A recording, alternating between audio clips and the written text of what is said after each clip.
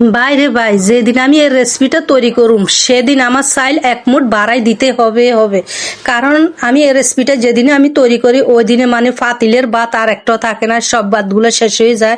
তো এখানে আজকে আমি ইলিশ শুটকি 2টা নিছি, তারপর এখানে তেলাপিয়া মাছের মানে গুঁড়া গুঁড়া তেলাপিয়া মাছ নিছি।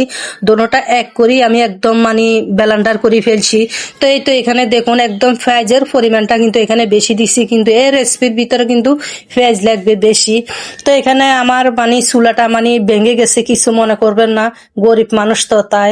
তো এখানে আমি কিন্তু শুকনা মরিচ ব্লেন্ডার করছি, সেটা আপনাদেরকে দেখাই নয়।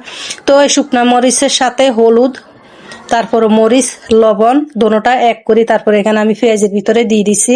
কিন্তু এখানে মানে রসুন আমি অল্প দিছি, আর রসুন আমি মানে পরে দিব, যখন আমার এগুলো একদম মাখো মাখো হয়ে আসবে তখন আমি রসুনটা দিব, যেন রসুনটা আমার আস্তে আস্তে গুঁড়া গুঁড়া থাকে। তো এই তো এখানে আপনার মানে সব কিছু এখানে কষানো হয়ে গেছে। তো যে আমি ইলিশ শুটকি আমি ব্লেন্ডার করছি, সে ইলিশ শুটকি এখানে আমি দিয়ে দিব। তো দিয়ে ভালো করে মানে মিক্সার করে নিব সবগুলো একসাথে ভালো করি। তো ডাকনা দিয়ে আমি এখানে ডেকে রাখবো, দেখবেন ডাকনা দিয়ে ডেকে রাখলে এখান থেকে পানি বাইরে যাবে, অতিরিক্ত পানি দেওয়া লাগবে না। তারপর আমি ওই যে ব্লেন্ডারে আমি করছি সে ব্লেন্ডার হালকা একটু পানি দিয়ে এখানে আমি দিয়ে দিচ্ছি। তে মানে ক্যামেরার ভিতরে দেখাইলাম না, অফ ক্যামেরায় দিলাম। তো এখানে দেখুন একদম খুব সুন্দর মাখো মাখো হয়ে গেছে। তখন এখানে আমি রসুন কচিগুলো আমি এখানে দিয়ে দিচ্ছি। তো এগুলো একদম সুন্দর, এগুলো একদম মাখো মাখো হয়ে যাবে একদম। এখানে যে পানিগুলো দেখছেন সে পানিগুলো একদম এগুলো আমি টানাই ফেলবো পানি লাগতে লাগতে। বিশ্বাস করেন গাইস, এত মজা এই রেসিপিটা। আমার ছেলে মেয়ে তো মানে যখন আমি এই রেসিপিটা তৈরি করি মানে ওরা এত পছন্দ করে এই ইলিশ শুটকিটা। তো আমার হাজব্যান্ড অনেক অনেক পছন্দ করে এই ইলিশ শুটকি। তো এখনো কিন্তু আমার এখনো অনেক ইলিশ শুটকি আছে, কারণ যখন ইলিশের সিজন ছিল তখন আমি ইলিশ মাছ লবণ দিয়ে রেখেছি।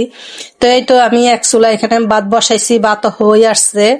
তারপরে এখানে আমার এই শুটকিগুলা একদম মাখো মাখো হয়ে আসছে।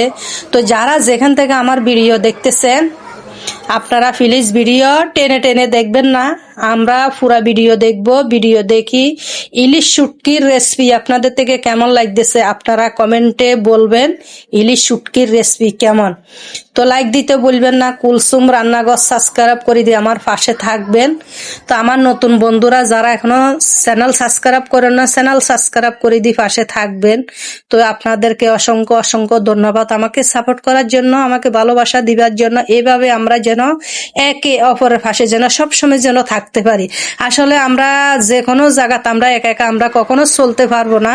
তো আমরা সবাইকে নিয়ে একসাথে চলতে হবে। যদি আমরা মনে যদি হিংসা রাখি কখন আমরা সফল হতে পারবো না। তাই বলতেছি হিংসা অহংকার ভুলে আসুন একসাথে মিলেমিশে যেন আমরা কাজ করতে পারি। তো এই তো আজকের পর্যন্ত এখান থেকে আমি বিদায় নিলাম। তো আপনারা প্লিজ এখনো আবারও বলতেছি ইলিশ শুটকির রেসিপি আপনাদের থেকে কেমন লাগতেছে। তো আপনারা কমেন্টে বলবেন যেন আমি আরো ভালো